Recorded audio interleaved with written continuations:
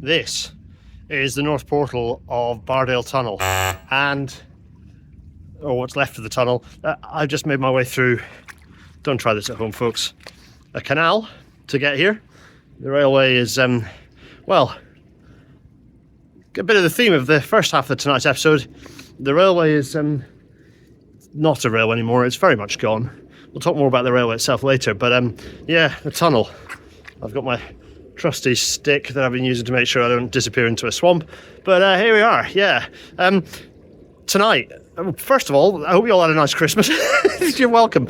It's Rail Natter. Hope you all had a nice Christmas, and I wanted to do, a bit like last year, do a bit of a roundup episode. You'll be glad to know that this one is not all philosophising. We're going to be talking about some engineering shortly, through the aid of several wonderful engineering case studies of stuff collapsing around us. This tunnel, I suppose, being one of them. Tonight we're talking about decay, but also hope. Before we do any of that, though, I just wanted to say a massive thank you to all of the new £5 plus Patreon people who've joined, but also to all of the rest of you lovely Patreon people who supported Rail Natter this year through what has been a kind of a difficult Natter year, a slightly less difficult than previous year, personal year, but maybe a difficult Natter year with everything else being juggled around. But thank you so much. As I stand here in my boggy puddle, it only remains for me to say welcome to tonight's Rail Natter.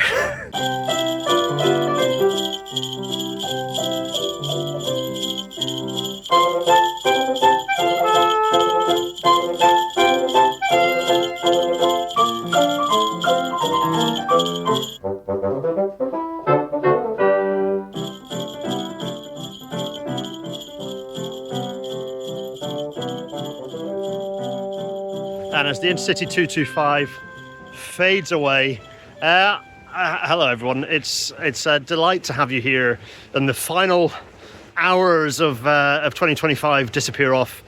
We are 2026. There's no way of describing it as anything other than the full blast sci-fi future at this point.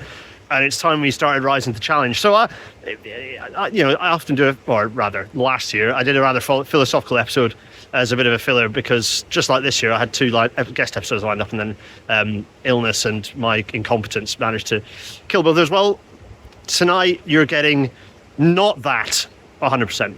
Tonight's two episodes really smooshed together. One side of the episode, the first half, we're talking about engineering. We're going to talk about some fun engineering and what happens to result in a bridge like this falling down, because that happened recently on the Spey Viaduct. So I thought, okay, let's talk about bridge failures and structural failures and have a look at some of that in real close detail in a way that is unnerving, and why I'm not going to spend too much time underneath this structure. Anyway, the second half of the episode. So first half, decay, and yes, we might well tie that into some more philosophical stuff, which will go into the second half where we talk about hope. So there's going to be decay and hope as the theme of tonight's episode, and we want to sort of not lose track of that, but also there's going to be some. We're going to have some fun with some engineering to start with. So, what makes bridges fall down?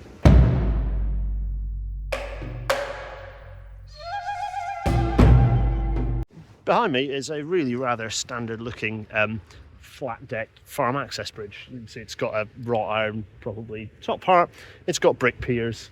It's 1, 2, 3 spans, and at some point, either during its construction or afterwards, a stream goes through here and was kind of diverted into a brick channel at the side to make sure the water flows through. There isn't much. Oh, there's a bit of water flowing through here down there. There's a little bit flowing through. These are built all the time. The reason for this bridge is that the railway cut through a landowner's land, and so in order to satisfy the farmer, or the landowner, rarely the farmer, often the landowner, you would say, it's all right, we're going to connect up your land with an access bridge so you can get across your land, fine, happy days. This bridge decidedly not in use, fenced up either side. I don't think anyone goes over it. I hope they don't. Everyone do not go over this bridge. Not in railway use in any way whatsoever. We are well off. I believe it's owned by, and this land I'm stood on is owned by North Yorkshire County Council, or whatever that's turned into. I suppose it's now whatever the command authority is. Anyway, this bridge is falling apart, and I suspect not long for this world, which would be annoying and a shame, and I'm not sure what they'd do about the remains, because it would make a right old blinking mess, and would be dangerous, frankly. Collapsed bridges are no fun. You can't just leave them collapsed, they're a problem. And given the collapse of the Spey Viaduct recently, which was tragic to see, and I hope they reinstate it, it'd be very expensive to reinstate, but perhaps not horrendously so. The spans, the metalwork of the spans, the sort of side girders essentially, because the structure of that bridge is two girders with spans between, from the look of it, girders being formed of truss structures, sort of truss elements that nominally you can lift in and out in a single piece. One of them looks like it's largely intact, it's just fallen over. The other does look like it's torqued on its way down, which might have taken the life out of the metalwork, might need replacing. But even then, it's truss, so you could potentially lift it, reassemble or replace the elements that have been damaged. I don't know. I would like to see it replaced. It might be that a simpler wooden temporary structure goes over, but it's still quite a large span. You know, the depth of those. Anyway, right, I'm getting distracted thinking about how you reinstate the Spey Viaduct. That's another episode. But it got me thinking about failure mechanism. By far the most common way for bridges to fail is that their foundations are washed out. So Scour, the railway was impacted by that Glanryd disaster in Wales, where there were fatalities as a result of bridge scour, and that completely changed the way that the railway, the functioning railway, the operational railway, manages inspection and maintenance and assessment of underwater elements of structures across watercourses. So that is the main way that they fail. That's what's happened. The piers have been undermined on the Spey, which is why the old railway has gone at that point. I really hope they reinstate it. I've cycled over it once before, years and years and years ago. It was lovely bit of cycling. Really great route and very useful connectivity for the communities along there. So that's the main way that happens, and that is water. And that's really one of the, water is essentially the main culprit, or certainly in various ways is at the top of the list through various means when it comes to the failure of structures. And we're going to talk about that in a minute. The other way that structures get wiped out is through neglect, usually in the form of vegetation, so the growth of trees. And in a minute we're going to talk about both. But so those two, water and trees, kind of in a way represent two factors in the structure. So water, and the way that water interacts with the structure, is kind of a design element. So if water is washing through, that's as a result of the failure of design of drainage, the failure of design of the deck, moving water off, the failure of the design of the surrounding infrastructure. Whereas vegetation is generally something that does get resolved when you build a structure, and so it's neglect that results in the vegetation becoming a problem. So in a way, water and vegetation are signs of either, poorly designed or poorly looked after asset, and that's kind of interesting. But what does that look like? Well, let's start with water, shall we? There's a lot of it here because it's a really rather rainy, grim day here in the East Riding of Yorkshire, and water washing through this structure is a major part of the harm being caused by it. But it's not completely separate from, in this case, vegetation. So I'm afraid we're going to have to talk about both kind of in a smooshy way. I mean, not least that, look at this pier. I'm going to stand on here for too long. This pier covered in ivy. And you might think, well, that's fine. But the result of water getting inside a structure, often because of not enough deck drainage, I'm looking up and looking at the state of the brickwork above me here. It's not good, folks. But particularly I want to talk about, well, you can see here that what's happened with moisture, evidenced by the lack of any sort of, also poor construction. Invariably, these are thrown up cheaply. But you can see the washing out of mortar. You can see moss.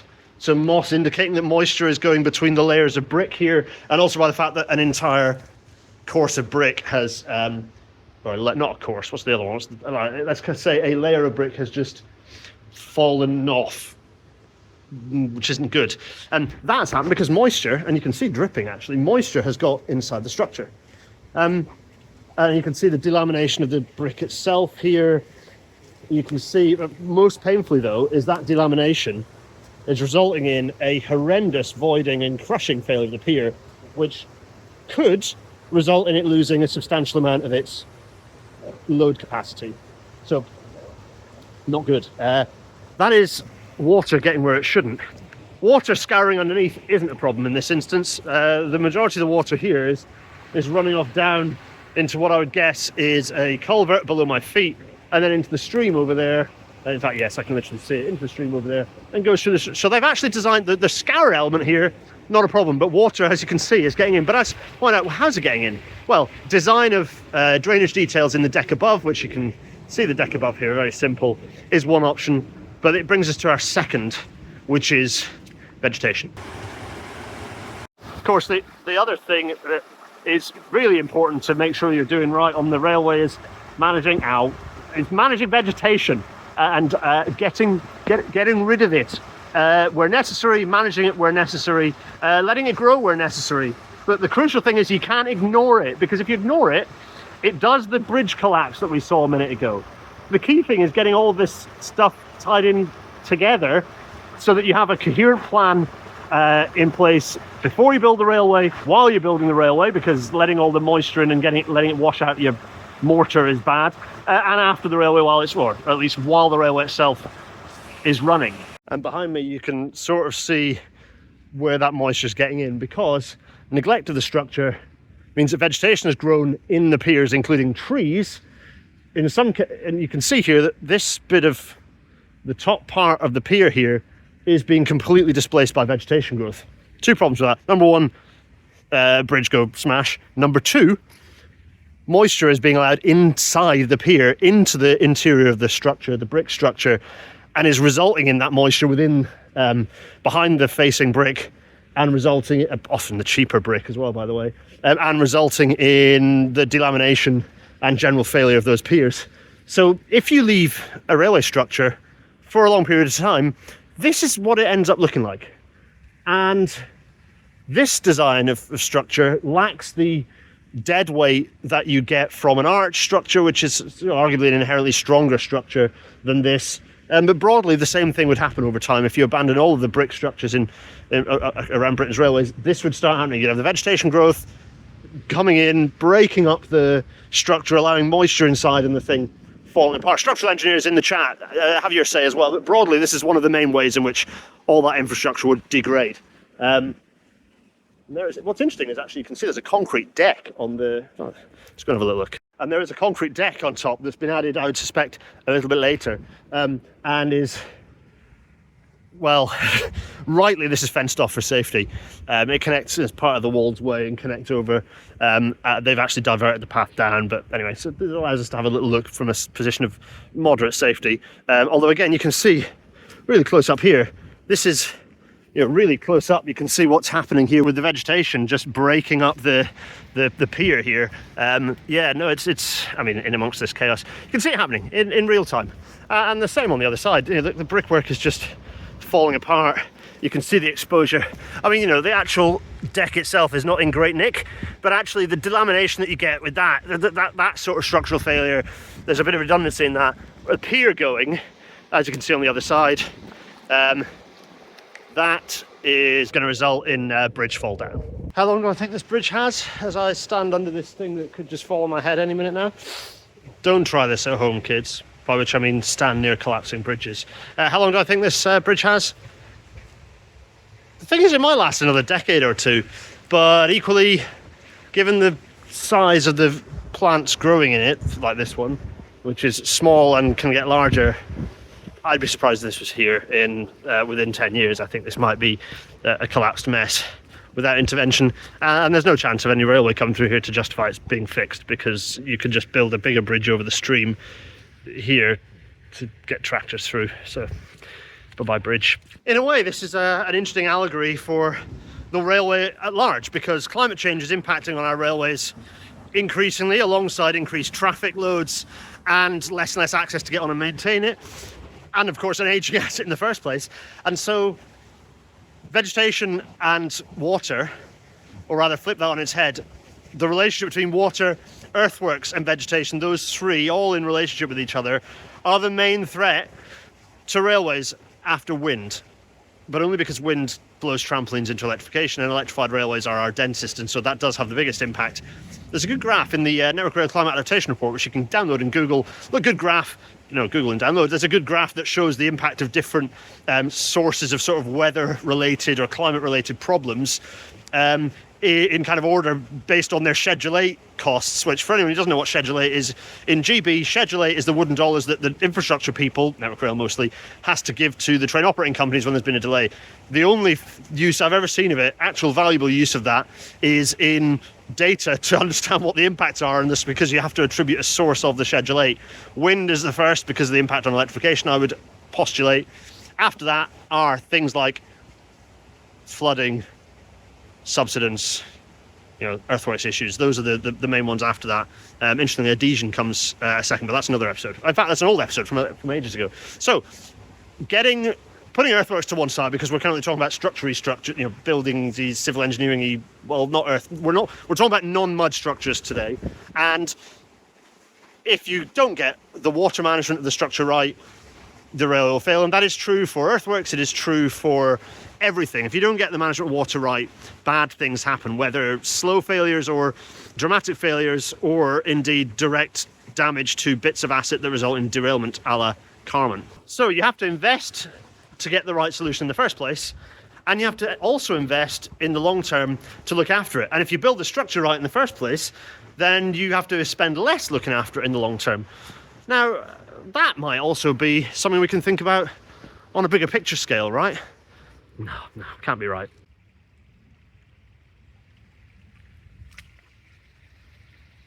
Right, we have to talk about 2025 for the railways. I know I've said lots about this throughout all the rail matters this year, but I feel like it's useful to consolidate those thoughts. 2025 was the Railway 200 year, a historically meaningless sort of thing based around the success of the North Eastern Railway and LNER's marketing division to make a big deal about Stockton Darlington over, say, Killingworth or Hetton or Liverpool and Manchester or Roman railways. More on that in the future. But and for the most part, there are lots of great initiatives, lots of great people working on it. I don't want to do them down. There are some, Greatest Gathering was tremendous fun, a lot of really great stuff there. And picking up in the news in ways that lots of other things weren't. But overall, I have to say Railway 200 was a very inward-facing railway for the railway type of thing. And not helped by the fact the government decided it didn't want to know and had no interest in it. So you've seen very little in the way of grand gestures for railways. This could have been a year when HS2 was announced doing an expansion of our high-speed network, not just HS2, but the reset could have been said of, actually we're going to build this big, full network of high-speed lines that's a more strategic view. There were the opportunities to do this, opportunities to grip the future, tell a story about it that was positive, and we have not taken those opportunities. Government did not take those opportunities. Meanwhile, we've seen capital investment in electrification cancelled for the Midland Main Line, so the main railway up to the East Midlands and South Yorkshire. And we've seen thousands of redundancies across the industry. It's, I would say, probably one of the most difficult years for the railway industry in decades. And that's on Railway 200 years. So it just shows, don't fixate on... Anyway, you know what? There's no point there other than I've felt extremely uncomfortable all year with all the happy stuff going on when the railway's in a difficult position, and all the happy stuff hasn't addressed that, hasn't talked about that. My other complaint about Railway 200, of course, is that there is almost no mention of the future. Any stuff that talked about the future was actually talking about the present, or briefly you got glimpses of gimmicky, not render-right nonsense about the future, but even that was completely lacking. There was just no discussion about what the future with the railways at its heart might look like.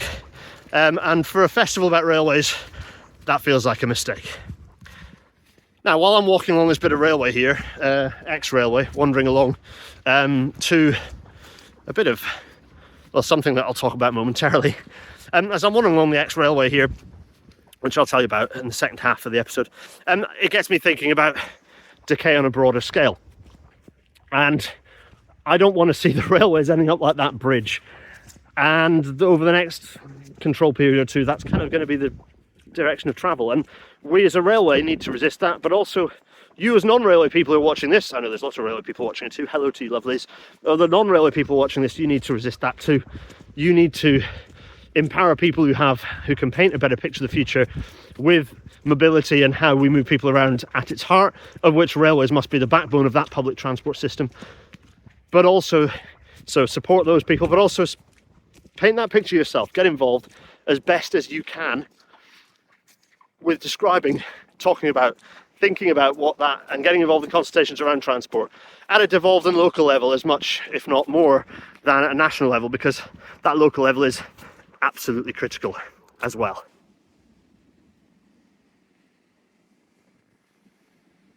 It wasn't all bad. We've had reform at least moving at snail's pace, but in the right direction, with some surprises around Roscoe's and open access. You know, it's not a wholesale let's reverse this, but it's an acknowledgement of the complete waste of money that Roscoe's represent, and the let's say impossibility of enabling open access without investing in infrastructure. Without the investment in infrastructure, you can't have open access. Oh look, it's a fairly new looking P-way hut, which makes me I think age the thing that I'm going to refer to in the second half, because that looks decidedly second half of the century, which makes me wonder if they invested in the thing that's behind me that I'll refer. It's Wharram Quarry, but I'll refer to it in a minute. If invested in the 50s, just before the line closed, because that's the vibe I'm getting from this lot. Anyway, it might also be 1920s, 1930s, because that concrete is of that era also. Anyway, I digress. And I've had fun with test tracks. That's been a fun thing I've done this year as well. So it's not all been bad. There's lots of points of light. There is varying quarters of like, we should and can do this, but there's also a lot of despair. Anyway, given where I am, it got me thinking. This is Wharram Percy, and all that's left of Wharram Percy, which was a medieval village of a decent size, all that's left is it's very windy, the remains of the church. That's all that's left, and it itself, having been bodged and manipulated over hundreds of years. One of the things that you can see at Wharram Percy, well, is nothing, but it's specifically a special kind of nothing. It is, as I went way up the hill, farmsteads, long houses. I'm walking along one of the old streets here, and behind me you can see sort of see the line of the street. You can see all sorts of lumps and foundations in the. I will walk through them. These were their houses. This was a thriving community, absolutely thriving community. It's very windy. I'm going to tuck this in the hope that it can help. Absolutely thriving community, and well, it's gone. It's now gone for various reasons. Cleared out by forces of economics, forces of social change, social upheaval, and one of the great tools that humanity has to cope with those, which is mobility. There's something else I want you to see that's down here that got me thinking. Well, because, you know, it's not just structures.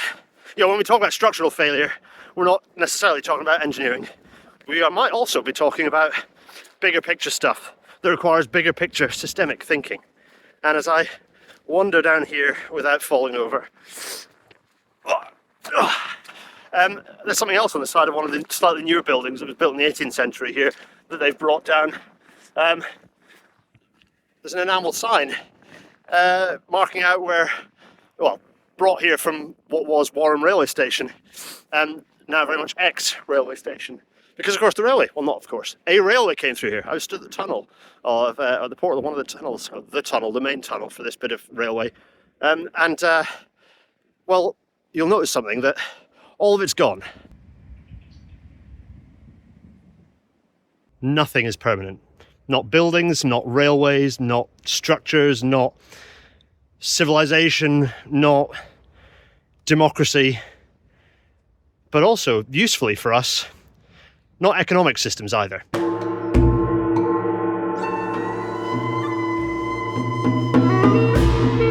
So next to me here is the old track bed of the Malton and Driffield Junction Railway, I think it was called.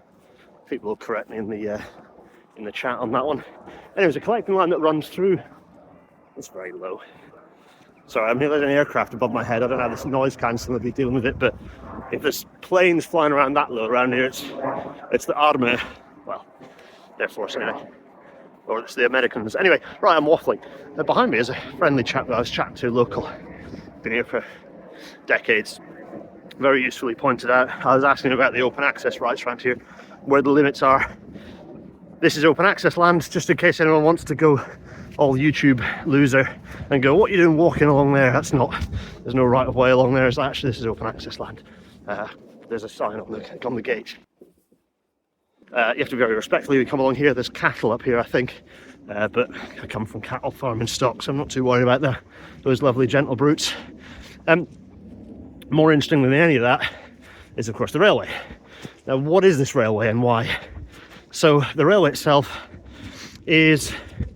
was built in the middle of the 1800s. There are some delays with the tunnel, Burdale Tunnel up here. It runs through the Yorkshire Wolds, so chalk territory, pretty challenging terrain. But it was built to pretty reasonably high standard, fairly wavy, but a reasonably good sort of good nick. You can see it next to the earthwork here, and it was used mostly for local goods. It had peaks of traffic with school children being moved around. I've just spotted why. A friendly chap had a chainsaw and a wheelbarrow and was wandering this way. There's a fallen tree, which we'll negotiate momentarily. So yeah, the railway was built for that, and it ended up, the majority of tonnage it transported, certainly after turn of the century, was lime, so chalk, being used for steel up in Teesside. So for all the steelworks up in Borough, etc., it was a source of lime. And the peak of that traffic ended up being through the 1920s. And that justified the line surviving, given the lack of other traffic it had. This is not a populous area. But it had a strategic purpose, or at least its progenitors envisaged as such, which was that it would be part of a kind of a fairly decent quality link directly from Hull up to Teesside. So linking the two major ports, and providing interconnectivity primarily for freight between those two, and as an alternative to the East Coast Main Line, which was already congested and operated by competitors.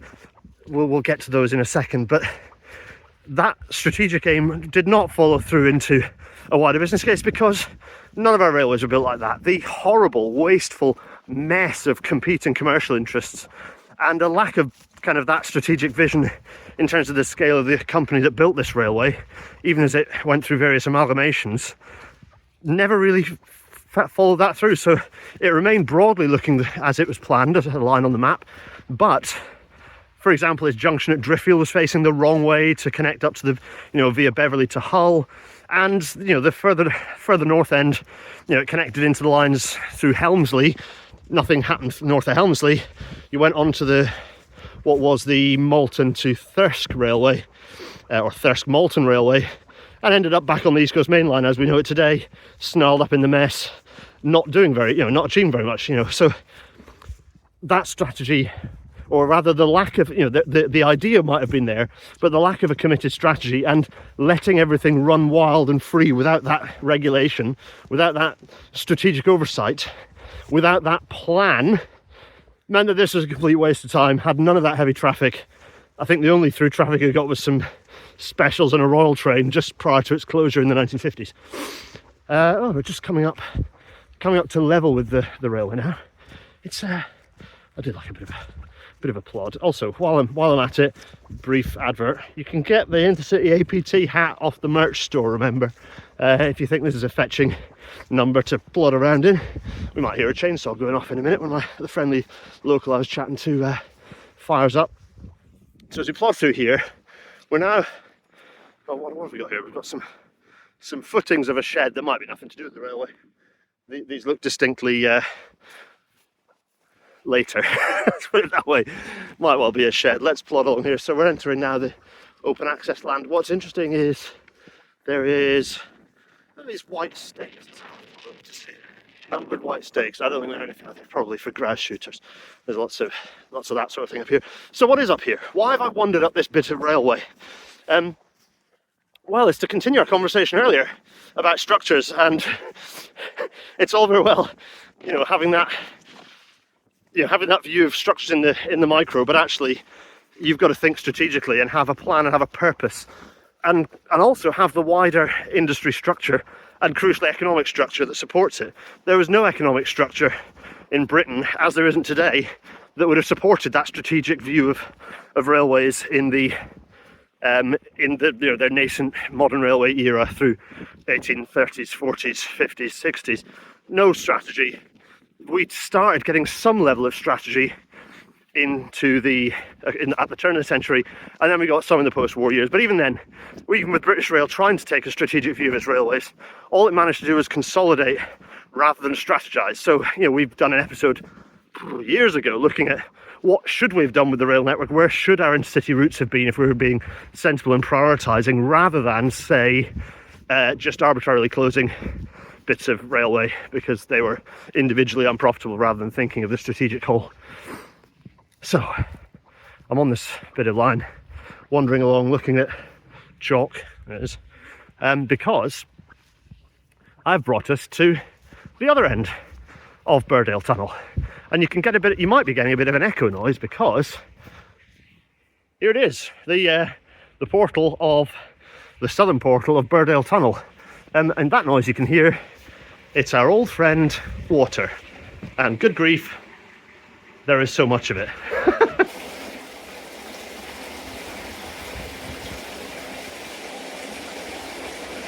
Behind me you can see not just the line of the railway cutting through, you can actually see one of the quarries, chalk quarries, that filled that justified the traffic, that basically kept the line open through its peak of goods traffic in the 1920s and early 30s, and essentially justified it remaining open, nothing else did, through to the 50s. This is a reminder, a pre-beaching railway cut.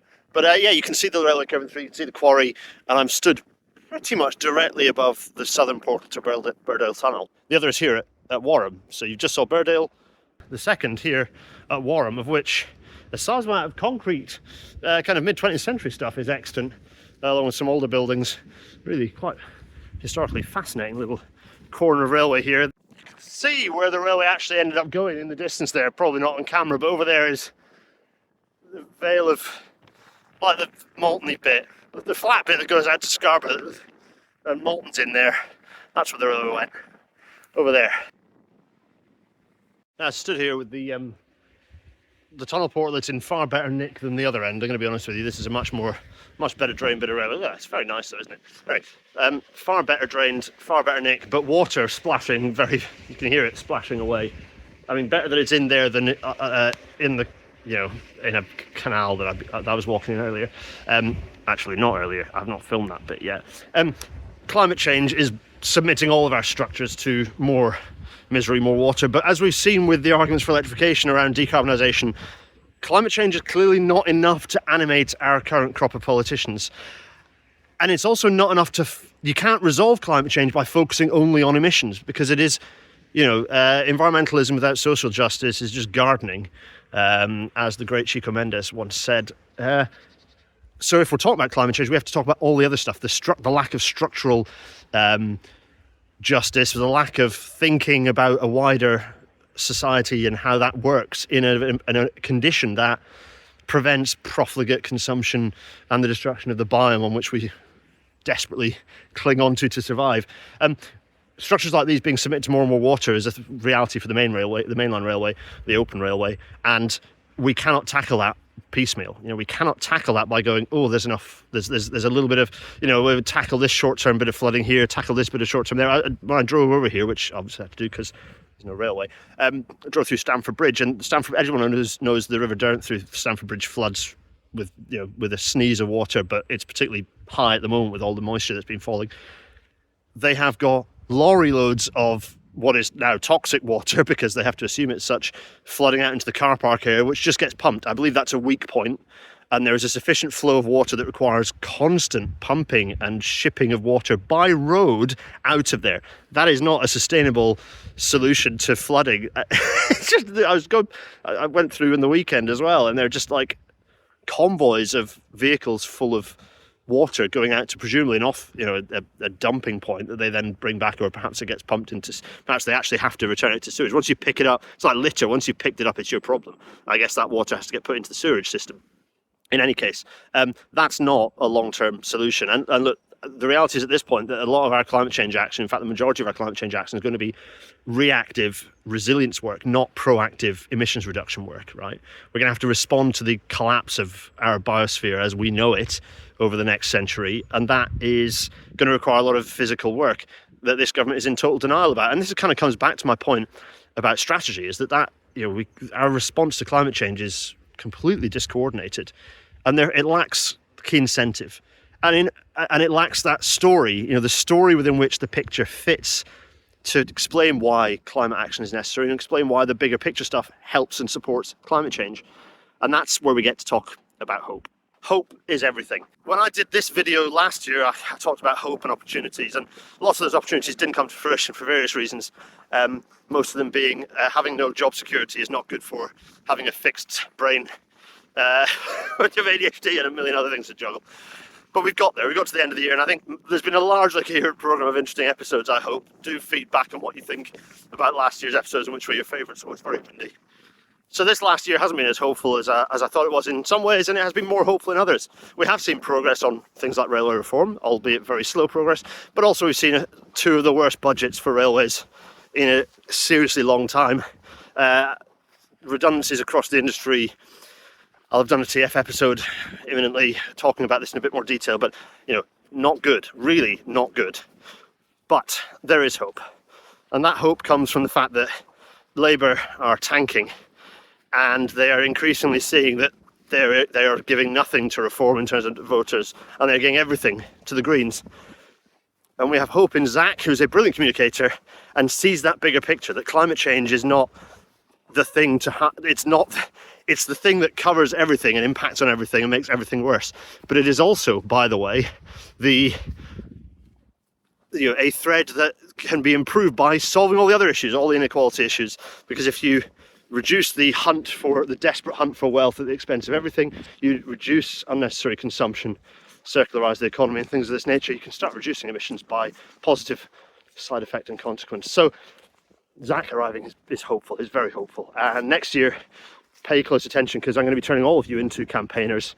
A sizable number of you I know are already Green Party members, but those of you who aren't convinced on that front, well, let's see. I'm going to be bringing some policies next year, or bringing a policy next year, which I'm excited to tease to conference, which I think will bring us some interesting progress. I've just noticed that I have chalk in my hand, because it's lime chalk. I'm holding a piece of the chalk that makes this whole place look very weird. The whole of the Yorkshire Wolds is fascinating, gorgeous, and very weird. There's a nice crack in it because it's actually two pieces, but just kicked off the path there. Anyway,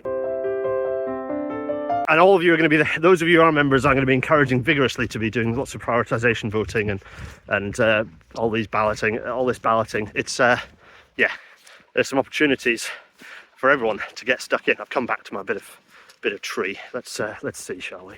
In the first half of this odd episode, we talked about how stuff collapses, what neglect looks like, and unfortunately, over the next fair number of years, all of us are going to have to get used to seeing what neglect looks like for railway infrastructure again, in a way that we perhaps haven't seen since the 80s.